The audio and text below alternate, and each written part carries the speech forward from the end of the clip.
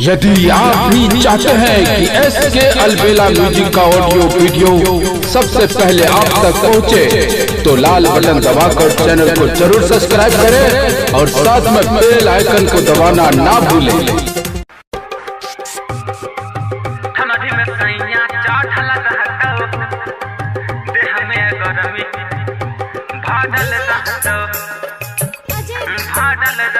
सभे अपना मदद के बोलबै छै घर गे, कर ले बियाह अइले महीना शरद गे। सभे अपना मदद के बोलबै छै घर गे, कर ले बियाह अइले महीना शरद गे।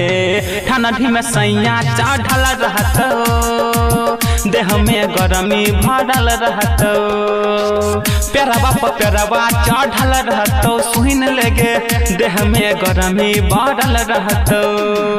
सभे अपना मदद के बोलबै छै घर गे, कर ले बियाह अइले महीना शरद गे।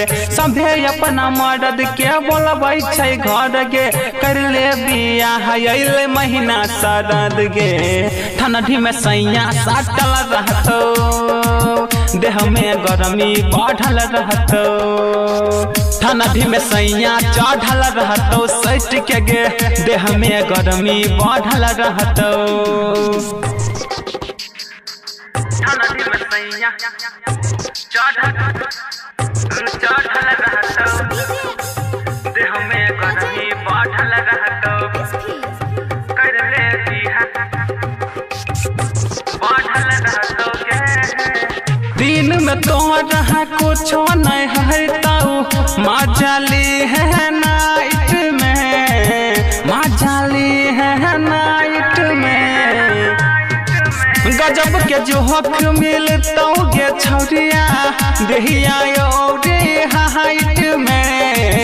टंगरी पर टंगरी धैके रगड़ी है, नीचा में छौरी गद्दा बिछई है, लाइट बुता के चोच मिलई है, सैया के साथ जाके पलंग हिलई है। ठंडी में सैया चढ़ल रहतौ, देह में गरमी बढ़ल रहतौ, टंगरी पर टंगरी चढ़ल रहतौ, कैसे के गे देह में गरमी बढ़ल रहतौ।